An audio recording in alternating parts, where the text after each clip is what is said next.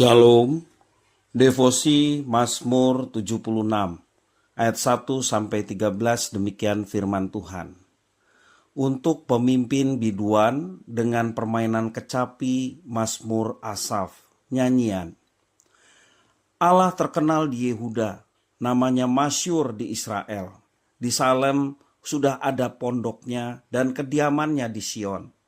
Di sanalah dipatahkannya panah yang berkilat, perisai dan pedang dan alat perang. Cemerlang engkau, lebih mulia daripada penggunungan yang ada sejak purba. Orang-orang yang berani telah dijarah, mereka terlelap dalam tidurnya. Dan semua orang yang gagah perkasa kehilangan kekuatannya.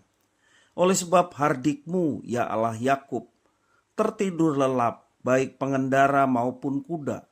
Dahsyat engkau. Siapakah yang tahan berdiri di hadapanmu pada saat engkau murka? Dari langit engkau memperdengarkan keputusanmu. Bumi takut dan tertegun. Pada waktu Allah bangkit untuk memberi penghukuman, untuk menyelamatkan semua yang tertindas di bumi. Sesungguhnya panas hati manusia akan menjadi syukur bagimu. Dan sisa panas hati itu akan kau perikat pinggangkan. Bernazarlah dan bayarlah nazarmu itu kepada Tuhan Allahmu. Biarlah semua orang yang di sekelilingnya menyampaikan persembahan kepada Dia yang ditakuti. Dia yang mematahkan semangat para pemimpin, Dia yang dahsyat bagi raja-raja di bumi. Demikian firman Tuhan. Bapak Ibu saudara-saudara yang dikasihi oleh Tuhan, Alkitab menggambarkan adanya dua dunia, yaitu dunia yang kelihatan secara kasat mata, akal budi, dan dunia yang tidak kelihatan atau iman. Manakah yang lebih penting di antara kedua dunia itu? Dalam Perjanjian Lama, umat Israel sangat paham bahwa Tuhan Allah yang maju memerangi para musuh mereka. Kita bisa melihat contohnya dalam Yosua pasal 24 ayat 12-13.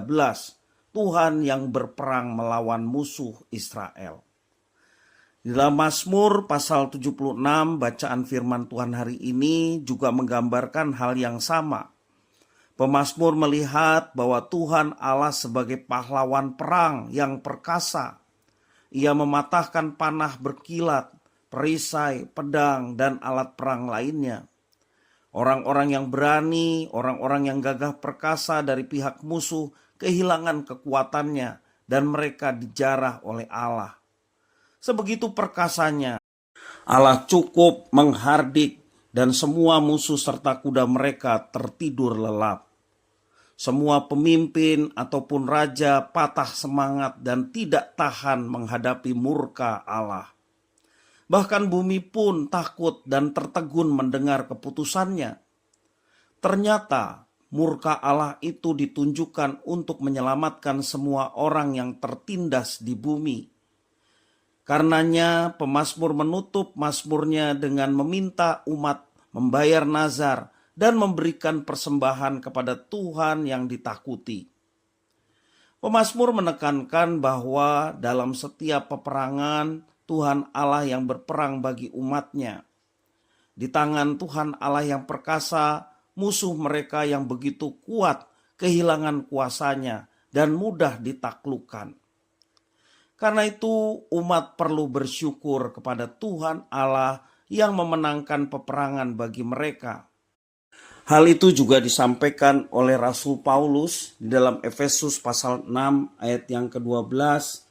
Firman Tuhan mengatakan, karena perjuangan kita bukanlah melawan darah dan daging, tetapi melawan pemerintah-pemerintah, melawan penguasa-penguasa, melawan kuasa-kuasa dunia yang gelap ini, melawan roh-roh jahat di langit. Ya, hal senada ditegaskan oleh Rasul Paulus bahwa peperangan kita bukanlah melawan darah dan daging, tetapi melawan roh-roh jahat di udara.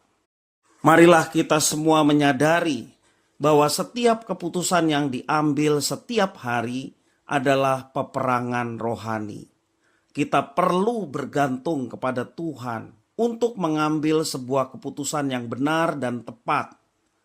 Kita harus mempercayakan peperangan rohani setiap hari di dalam tangan Tuhan Allah kita. Sebab kita hanya dapat menang jika Tuhan Allah yang maju berperang bagi kita.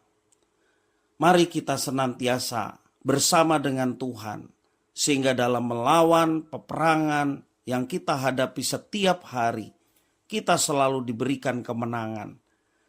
Sekali lagi, kemenangan terjadi ketika kita mengandalkan Tuhan, karena Tuhanlah yang berperang untuk memberikan kemenangan bagi kita. Hidup adalah peperangan rohani. Mari kita menangkan peperangan itu bersama dengan Tuhan, kekuatan yang dari Tuhan, yang membuat kita mampu mengalahkan tantangan demi tantangan dalam setiap kehidupan kita, sehingga kita terus menang, Tuhan dimuliakan dalam kehidupan kita. Tuhan Yesus memberkati.